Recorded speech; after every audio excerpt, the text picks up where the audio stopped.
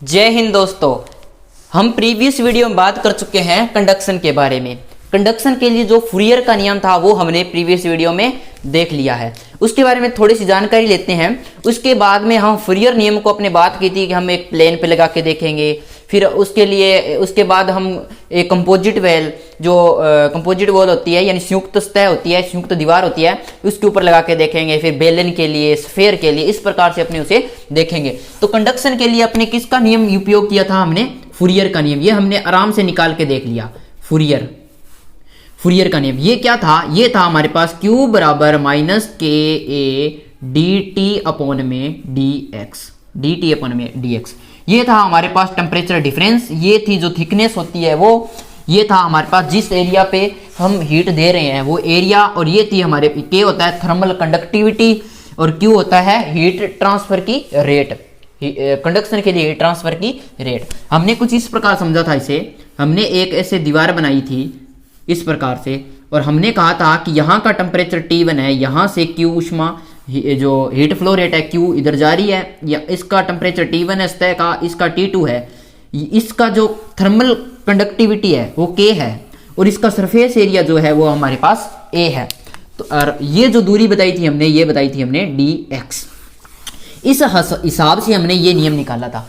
अब अपने क्या करते हैं, इस नियम को अपने अब प्लेन के लिए लगाते हैं। प्लेन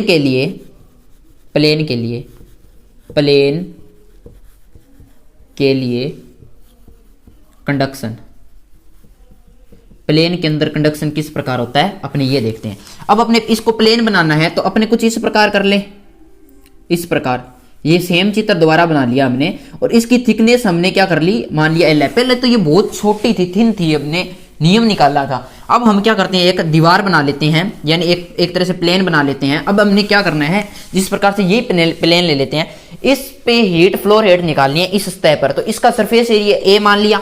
तो हमने मान लिया कि सरफेस एरिया हमारे पास है A, सरफेस एरिया A है। इस मेटल की थर्मल कंडक्टिविटी यानी K जो है वो हमारे पास क्या है, हमने मान लिया K। और इसकी जो मोटाई है यानी थिकनेस है THICK, थिकनेस हमने मान ली L, area A, thickness L, और जो थर्मल कंडक्टिविटी थी वो हमने K मान ली। इस तह का टेम्परेचर T1 मान लिया, इस तह का टेम्परेचर T2 मान लिया, यानी इसका T1 इसका T2। तो अब अपने क्या करेंगे, इसमें फूरियर का नियम लगा दें, सीधा फूरियर का नियम लगा देंगे। प्लेन के लिए कंडक्शन सिस्टम आ जाएगा, मतलब प्लेन के अंदर कंडक्शन किस प्रकार होता है तो वो हम फूरियर की जो आदर्श समीकरण थी उससे निकाल सकते हैं। तो इसमें निकालना क्या है, एक्चुअली निकालना क्या है, हीट फ्लो रेट निकालनी है। यानी प्लेन के अंदर हीट फ्लो रेट कितनी होती है जब उसमें कंडक्शन होता है, यानी कंडक्शन के लिए heat flow rate in plane के अंदर कंडक्शन के लिए हीट फ्लो रेट यानी Q ये निकालना था। इसे क्या लिख सकते हैं, माइनस के ए डी टी अपॉन में dx। ये था फूरियर का नियम, मान रख देते हैं Q बराबर माइनस के ए, ये तो हमारे पास K ही है, और सरफेस एरिया A मान रखा है। dt क्या मान रखा है हमने, dt हमने मान रखा है इन दोनों का अंतर। इन दोनों का अंतर किस प्रकार लिखते हैं, T1 अधिक है T2 से। तो हम मान लेते हैं, हम कर लेते हैं T2 माइनस T1। जब हम T2 माइनस T1 करेंगे, T2 माइनस T1, तो T2 तो अधिक है, T1 कम है, T2 कम है और T1 अधिक है।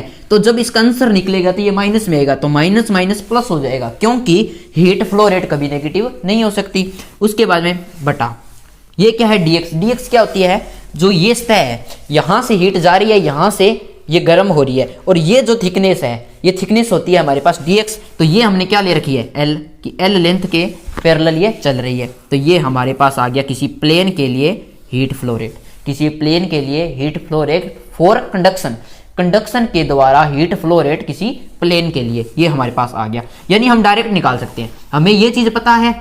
तो किसी सतह का जो हमारे पास K का मान है वो K रख दिया, A का मान है A रख दिया, dt यानी दोनों का टेम्परेचर, और सतह की जो मोटाई है वो कितनी है dx, उसकी जगह रख दिया। अब यदि इसकी हम थर्मल रेजिस्टेंस निकाले तो कैसे निकालेंगे, तो थर्मल रेजिस्टेंस RTH निकालना है हमें। तो कैसे निकालेंगे, मैंने बताया था यहां पे था हमारे पास dx, मैंने कहा था ये KA है, इसको उठा के इसके नीचे कर दो, KA को dx के नीचे कर दो। तो यहाँ dx की जगह क्या है L, तो लिख दिया L अपॉन में KA को इसकी जगह कर दिया, तो ये हमारे पास आ गया थर्मल रेजिस्टेंस। यदि आप ऐसे निकालना चाहे, ये ऐसे निकलेगा कोई दिक्कत नहीं, थर्मल रेजिस्टेंस ऐसे निकल जाएगा कोई दिक्कत नहीं है। अपने Q का मान ऐसे भी तो निकाल सकते हैं। कैसे? देखो यहां हम लिख सकते हैं T1 minus T2 temperature difference upon में थर्मल रेजिस्टेंस। थर्मल रेजिस्टेंस यानी L अपॉन में KA, यानी dx अपॉन में KA था, dx अपॉन में KA। तो ये हमारे पास थर्मल रेजिस्टेंस और ये हमारे पास वैल्यू आ गई टेम्परेचर डिफरेंस की।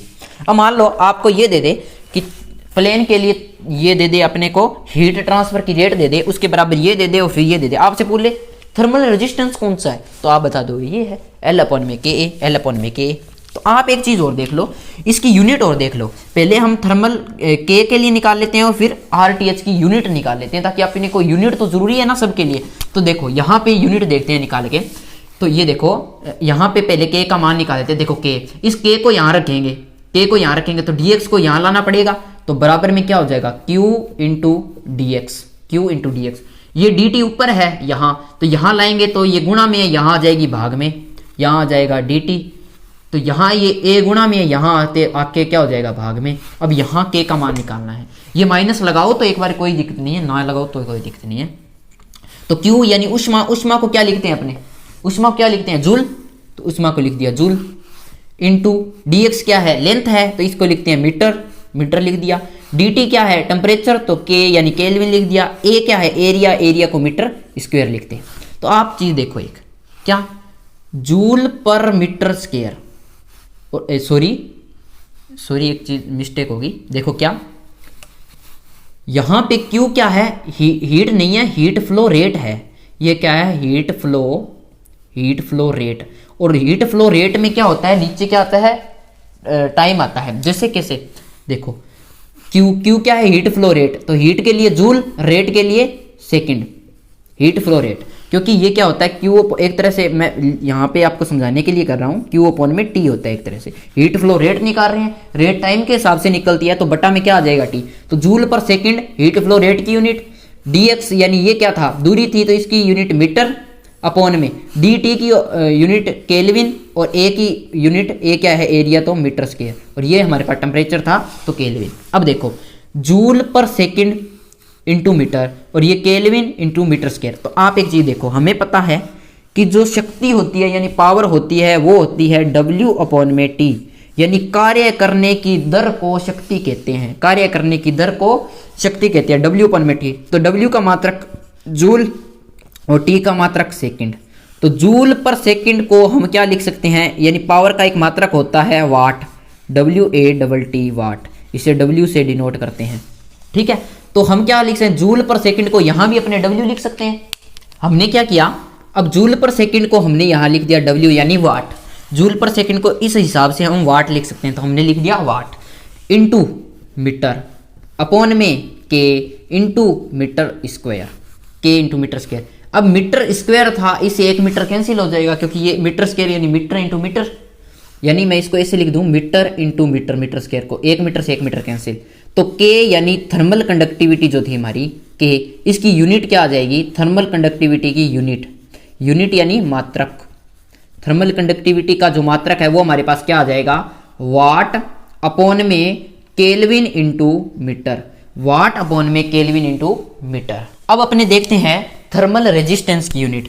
थर्मल रेजिस्टेंस RTH के बराबर क्या था, dx अपॉन में क्या था, dx अपॉन में KA था, dx अपॉन में KA था। यहां से निकाल लेते हैं इसकी यूनिट। dx का मान कितना होता है, dx को मीटर लिख सकते हैं क्योंकि ये एक तरह से दूरी है, थिकनेस है। और K का मान हमने अभी भी निकाला है क्या, वाट पर केल्विन इंटू मीटर इंटू एक A यानी एरिया, एरिया को फिर से मीटर स्क्वायर।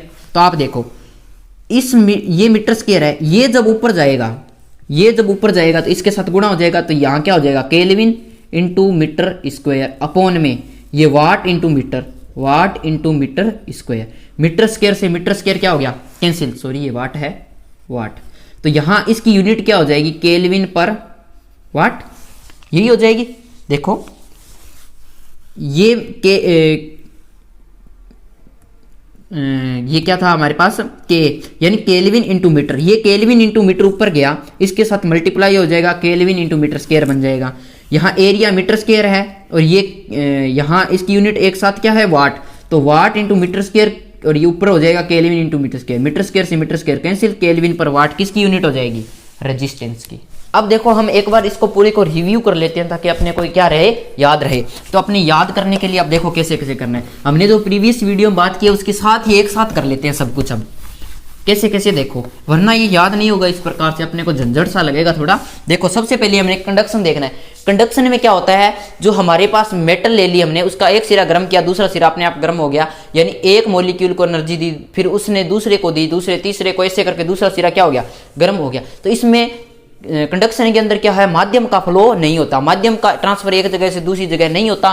तो किसका होता है, हीट जो एनर्जी है हमारी उसमें है, उसका फ्लो होता है। ठीक है, इसके अंदर हमने इसके लिए एक वैज्ञानिक आया फूरियर, उसने एक नियम दिया, उसने एक आदर्श समीकरण बना दी, उसने 3 अजम्पशन माने थे। कौन सा, एक तो उसने कहा स्टडी फ्लो होता है, दूसरा उसने कहा वन डायमेंशनल फ्लो होता है, और तीसरा उसने क्या कहा, एक तो steady flow, one dimensional flow, और तीसरा याद करो आप, अब आप बताओ कि तीसरा कौन सा था। एक तो था steady flow, steady flow, STEDY steady flow, और दूसरा था हमारे पास one dimensional flow, one dimensional flow. और तीसरा कौन सा था, तीसरा कौन सा था, तीसरा था हमारे पास homogeneous, homogeneous, HOMO, homogeneous, shortcut लिख रहा हूं समझाने के लिए, होमोजीनियस फ्लो। फिर हमने क्या किया था, फूरियर का नियम निकाला था। फूरियर का नियम हमने निकाला था Q बराबर माइनस KA dt अपॉन में dx।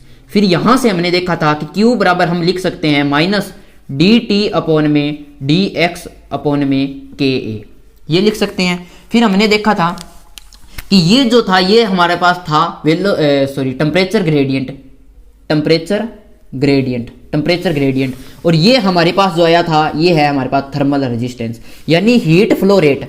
Heat flow rate, heat flow rate को अपने क्या लिख सकते हैं, हीट फ्लो रेट को टेम्परेचर डिफरेंस अपॉन में थर्मल रेजिस्टेंस के फॉर्मेट में अपने लिख सकते हैं। तो इसी प्रकार हमें ये फॉर्मूला अपने याद रखेंगे तो हम सब कुछ कर सकते हैं इसके लिए। ठीक है, अब अपने ये आपको याद हो गया। फिर अपने क्या किया था, फिर जो ये K है, ये K है हमारे पास थर्मल कंडक्टिविटी, इसके लिए इसका मात्रक निकाला था। क्या मात्रक आया था, थर्मल कंडक्टिविटी का क्या मात्रक आया है, थर्मल कंडक्टिविटी का मात्रक आया है वाट अपॉन में केल्विन इंटू मीटर, ये हम आया था। और फिर ये रेजिस्टेंस के लिए निकाला था मात्रक, ये हमारे पास क्या आया था, केल्विन पर वाट, ये हमारे पास आया। हमने अभी तक इतना ही किया है। और फिर एक चीज और की हमने प्लेन के लिए, अभी जो किया है प्लेन के लिए हमने निकाली थी हीट फ्लो रेट। तो ये हमारे पास आ गई थी Q बराबर माइनस KA dt की जगह में dt की जगह आपने क्या लिखा था, T2 माइनस T1 अपॉन में dx की जगह उसकी लेंथ आ जाएगी L। साधारण सा हो गया। इसके लिए यदि थर्मल कंडक्टिविटी निकालनी है तो इसको उठा के इसके नीचे ले आएंगे, तो L अपॉन में KA इसकी क्या आ जाएगी, थर्मल रेजिस्टेंस आ जाएगा, L अपॉन में K। चलो मिलते हैं अगली क्लास में। जय हिंद।